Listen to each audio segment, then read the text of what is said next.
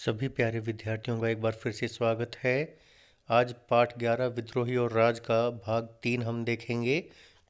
ये सीबीएसई के point of view से बहुत इंपॉर्टेंट भाग है। इसमें कुछ इंपॉर्टेंट क्वेश्चंस है, जिसमें पहला है फिरंगी राज का आना और एक दुनिया का खात्मा, और दूसरा है विद्रोही क्या चाहते थे। चलिए बेटा, इसको शुरू करते हैं हम। पिछले भाग में हमने पढ़ा था कि किस प्रकार लॉर्ड डलहौजी ने 1856 में अवध का अधिग्रहण कर लिया था और उसे ब्रिटिश साम्राज्य में मिला लिया था। अब हम देखते हैं कि उसका क्या क्या इफ़ेक्ट हुआ। एक स्टेटमेंट दी गई, फिरंगी राज का आना और एक दुनिया का खात्मा। इसमें हम देखते हैं कि 1856 में जब अधिग्रहण कर लिया तो जो अवध के राजकुमार थे, ताल्लुकदार, किसान और सिपाही है, वो सारे एक दूसरे के साथ जुड़ गए। अब वो क्यों जुड़े, ये तो बेटा अंडरस्टूड सी बात है। जब अंग्रेज़ों ने ही कब्जा कर लिया हर जगह पे, तो जो राजकुमार है उनकी सत्ता छिन गई। ताल्लुकदार हैं जिनके बारे में आगे पढ़ेंगे हम, और उनका तो बिल्कुल ही दुनिया ही उजड़ गई उनकी। तो किसान हैं, उनके ऊपर ज्यादतियाँ हुई। सिपाही हैं, वो तो पहले से ही भरे बैठे थे। तो ये सारे जुड़ गए और इसी वजह से 1857 का विद्रोह है अवध में बाकी इलाकों के मुकाबले बहुत ज़्यादा तीव्र रहा था।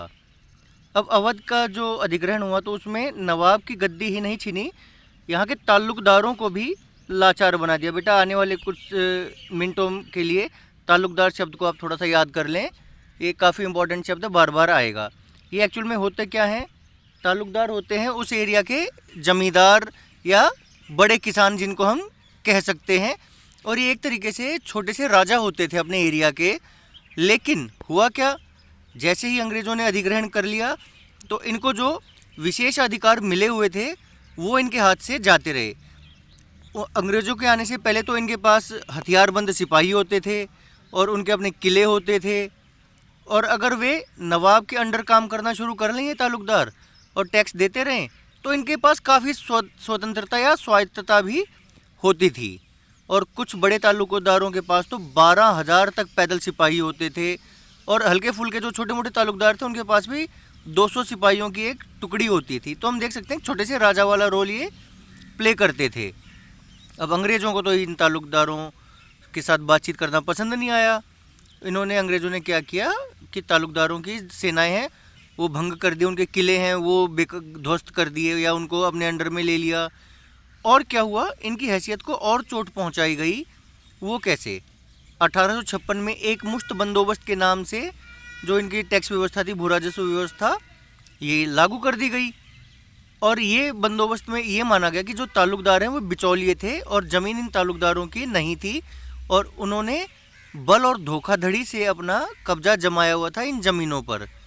जब इनको हटाया गया तो पता चला कि पहले जो ताल्लुकदार थे उनके पास 67% ज़मीन होती थी उस एरिया की, लेकिन इसके बाद वो संख्या घट के रह गई 38% बस। और कुछ ताल्लुकदारों के तो आधे से भी ज़्यादा गांव हाथ से जाते रहे। अंग्रेज़ों ने सोचा कि भाई हम ताल्लुकदारों से ज़मीन लेकर अगर किसानों को दे देंगे जो इसके असली मालिक हैं, तो इससे किसानों के शोषण में कमी आएगी, उनको कम परेशान किया जाएगा और टैक्स में मुनाफा होगा हमको। लेकिन ऐसा नहीं हुआ, टैक्स में तो मुनाफा हो गया लेकिन किसानों का तो वही बुरा हाल रहा। अब जो अधिकारी हैं उनको जल्दी ही समझ आ गया कि भाई साहब हमने तो काफ़ी बढ़ा चढ़ाकर टैक्स को लगाया हुआ है। तो ताल्लुकदार हैं वे भी परेशान, काश्तकार या किसान हैं वो भी परेशान थे, अवध के अधिग्रहण से सारे परेशान। और ताल्लुकदारों की जब सत्ता छिन गई, उनको भाई हटा दिया उनकी पोस्ट से, जो अपनी सैनिक टुकड़ियाँ वगैरह रखते थे, न्याय व्यवस्था भी करते थे, तो वहाँ की जो व्यवस्था थी वो भंग होने लगी। क्योंकि किसान और ताल्लुकदार हुए तो एक दूसरे के साथ काफ़ी समय से रहते आ रहे थे, एक दूसरे के प्रति निष्ठा थी, किसी पे परेशानी आती तो भाई दूसरा सहायता करता था। ताल्लुकदार है आमतौर पे तो जनता का उत्पीड़न करते थे, लेकिन वो जनता की नज़र में दयालु अभिभावक की छवि भी रखते थे कि भाई साहब डांटते हैं तो ज़रूरत पे काम भी आ जाते हैं। अगर मान लो किसी साल बेटा बारिश कम हुई तो उस वक्त क्या होता था, यही ताल्लुकदार इनकी मदद कर देते थे किसानों की। लेकिन जब अंग्रेज़ राज आया तो उस वक्त तो ये पॉसिबल था नहीं, अंग्रेज़ों को तो टैक्स चाहिए था। अगर 100 रुपये हैं तो वो 100 रुपये लेने ही हैं अंग्रेज़ों ने, चाहे फसल अच्छी हो या ख़राब हो, कोई छूट वूट देने का कोई प्रावधान नहीं रहा। अवध जैसे इलाकों में जहाँ पे ये 57 का प्रतिरोध बहुत ज़्यादा रहा, वहाँ की जो लड़ाई थी, जो विद्रोह था, वो ताल्लुकदारों ने अपने हाथों में ले रखा था। बहुत सारे ताल्लुकदार हैं, वो नवाब के भी खास होते थे, इसलिए वो लखनऊ जाकर जो नवाब की पत्नी थी बेगम हजरत महल, उनके साथ उनके पार्टी में या खेमे में शामिल होकर लड़ाई लड़ने लगे और हारने के बाद भी बेगम के साथ ही डटे रहे। ये तुमने ताल्लुकदारों की पढ़ी थी। अब हम पढ़ते हैं बेटा किसानों के बारे में। किसानों का असंतोष अब फौजी बैरकों में भी पहुंचने लगा, क्योंकि बहुत सारे किसान हैं अवध के गांवों से ही भर्ती किए गए थे, और जो सिपाही हैं बेटा वो पहले से ही परेशान थे कि हमको पैसा कम मिलता है और छुट्टी नहीं मिलती टाइम पर, तो इसलिए वो भी सिपाही भी परेशान हो चुके थे। अब यहाँ पर एक देखने की बात है, 1857 में सिपाहियों और उनके अफसरों के बीच में रिश्ते काफ़ी बदल गए थे। जैसे 1820 के दशक में क्या होता था कि जो अंग्रेज़ अधिकारी हैं और भारतीय सिपाही हैं एक दूसरे के साथ खेलते वेलते भी थे, बातचीत भी करते थे, हंसी मजाक भी करते थे, तो एक दूसरे के साथ घुल मिल जाते थे। और जो अंग्रेज़ अधिकारी हैं वो भारत की संस्कृति से भी वाकिफ़ हो गए, हिंदुस्तानी बोलना भी सीख लिया था, और उनमें एक दूसरे के प्रति एक अभिभावक वाली बात होती थी कि अंग्रेज़ अफसर कड़क है लेकिन फिर भी ख्याल रखते थे। धीरे धीरे क्या हो गया बेटा, जो अंग्रेज़ अफसर हैं उनमें अपनी श्रेष्ठता का भाव पैदा होगा कि भाई होने लगा कि भाई हम तो बड़े हाई फाई हैं और इंडियन सिपाही हैं, ये तो बिल्कुल बेकार नस्ल के आदमी हैं, और ये हमारे हिंदुस्तानी भाइयों की, सिपाहियों की भावनाओं की कदर नहीं करते थे। गाली गलौज करना, उनके साथ मार पिटाई करना, ये करने लग गए। तो सिपाहियों और अफसरों के बीच में फासला बढ़ता गया, और जो पहले एक भरोसा था 1820 के दशक में, उसकी जगह एक दूसरे पर संदेह होता रहा। जो चिकनाई युक्त कारतूस की घटना है, ये इसका एक बढ़िया उदाहरण थी कि ना तो अफसरों ने सिपाहियों की बात मानी, ना सिपाहियों ने अफसरों की बात मानी। अब हमें एक और चीज़ देखनी है, उत्तर भारत में जो सिपाही हैं उनका और ग्रामीण जगत है उनके बीच में बहुत गहरे संबंध थे, क्योंकि भाई ये गांव से ही तो आते थे सिपाही, अलग से थोड़े ना आते थे कहीं से। बंगाल आर्मी में तो बहुत सारे सिपाही अवध से थे, और एक इसमें ना बोला गया बेटा, बंगाल आर्मी की पौधशाला किसको कहा गया था? अवध को, क्योंकि अवध से बहुत सारे सिपाही बंगाल आर्मी में शामिल किए जाते थे। क्वेश्चन आ सकता है बंगाल आर्मी की पौधशाला किस जगह को कहा गया था, तो आंसर आएगा आपका अवध। अच्छा, और हम देखते हैं कि जो सिपाही हैं उनके मन में एक भय था, छुट्टियां नहीं मिलती थी, दुर्व्यवहार होता था, तो ये असंतोष है गाँव में भी महसूस होने लगा। सिपाही अपने गांव में जो उनके परिवार वाले होते थे उनको बताते थे, तो परिवार वालों को भी गुस्सा आता था। और जब सिपाही अपने अंग्रेज़ अफसरों की अवज्ञा करते थे, यानी कि आज्ञा नहीं मानते थे और हथियार उठा लेते थे, तो फ़ौरन ही गांव में उनके जो भाई बंधु थे वो भी इनके साथ उनकी मदद करने के लिए आ जाते थे। अब एक बड़ा इम्पोर्टेंट क्वेश्चन है बेटा कि ये सब विद्रोह किया, तो इसमें विद्रोही चाहते क्या थे, कि भाई विद्रोह से वो क्या चाहते थे? हम लड़ाई तो कर रहे हैं लेकिन कुछ तो मन में रख के लड़ाई करते ही होंगे, ये हम और पढ़ लेते हैं। जो अंग्रेज़ों की राय है इन चुनौतियों के प्रति, वो तो इन विद्रोहियों को क्या कहते थे? एहसान फरामोश और बर्बर लोगों का झुंड। लेकिन वास्तव में ऐसा नहीं था। अंग्रेज़ों के लिए क्या था कि भाई इनकी आवाज़ को दबा दिया जाए, विद्रोहियों की आवाज़ को। और लेकिन हमारे साथ एक प्रॉब्लम क्या थी कि जो हमारे विद्रोही थे वो पढ़े लिखे ज़्यादा थे नहीं, इसलिए उनके पास ज़्यादा स्कोप था नहीं अपनी बातों को लिखित रूप में छोड़ने के लिए। इसलिए हम जो भी आज जानते हैं विद्रोह के विषय में, उसमें से ज़्यादातर हम अंग्रेज़ों के दस्तावेज़ों के अनुसार ही कहते हैं। इसमें एक जो सबसे इम्पोर्टेंट चीज़ है जो विद्रोही क्या चाहते थे, वो थी एकता की कल्पना। 1857 में विद्रोहियों ने घोषणाएं जारी की। उन जो जारी की गई घोषणाएं थी उसमें था कि जाति और धर्म का भेदभाव किए बिना समाज में सबको आह्वान किया गया, आ जाओ भाई विद्रोह हो गया है। जितनी घोषणाएं थी वो मुस्लिम राजकुमारों या नवाबों की तरफ से जारी की जाती थी, लेकिन इनमें हिंदू भावनाओं का भी ख्याल रखा जाता था, और इस विद्रोह को एक ऐसे युद्ध के रूप में पेश किया गया जिसमें हिंदू और मुसलमानों दोनों को नफ़ा नुकसान बराबर था। एक क्वेश्चन आ सकता है बेटा कि इस जो मैंने अभी हाईलाइट की है इस वाक्य को स्पष्ट करें। अच्छा, इश्तिहारों में अंग्रेज़ों से पहले के हिंदू मुस्लिम अतीत की ओर संकेत दिया जाता था कि भाई जब अंग्रेज आने से पहले हम देखो हिंदू मुस्लिम में कितने अच्छी तरीके से रहते थे, और समुदाय जो थे हिंदू मुस्लिम सिख, इनका कितना बढ़िया सह अस्तित्व होता था, एक साथ ये रहते थे। जो बहादुर शाह जफर जो नेता थे, उनके नाम से जो घोषणाएं जारी की गई थी उसमें मोहम्मद और महावीर दोनों की दुहाई देते हुए जनता को बोला कि इस लड़ाई में शामिल हो जाए। मोहम्मद और महावीर यहाँ पर बेटा मुस्लिम और हिंदू धर्म से संबंधित है। एक ये आजमगढ़ की घोषणा है 1857 की।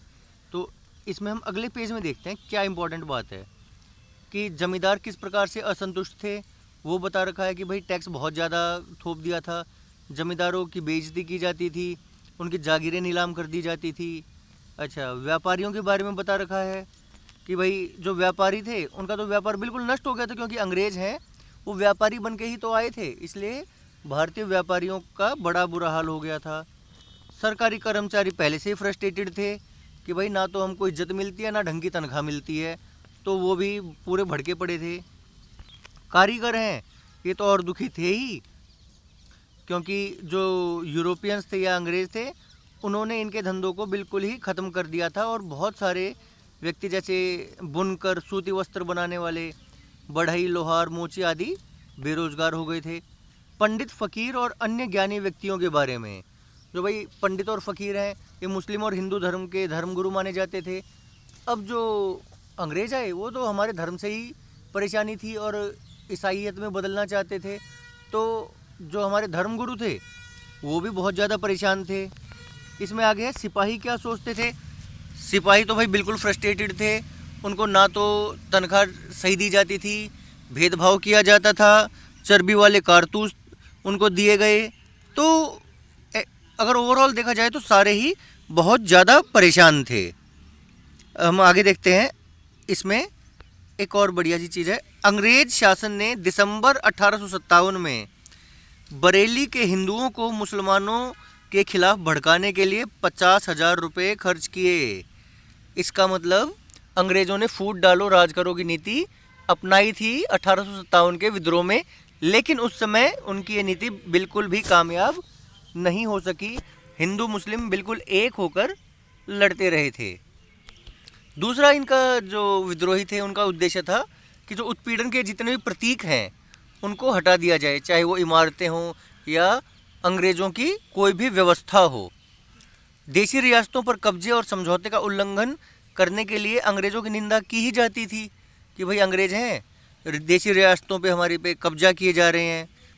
और जो हमारे विद्रोही नेता थे उन्होंने कहा कि भाई अब अंग्रेज़ों पर भरोसा नहीं किया जा सकता। इसका एक मेन रीज़न क्या था बेटा कि जो अंग्रेज़ थे उन्होंने अवध का भी अधिग्रहण कर लिया था। अवध जो शुरुआत से इनका वफादार बना रहा था, तो अंग्रेज़ों पर से भरोसा बिल्कुल ही बिल्कुल उठता चला गया था।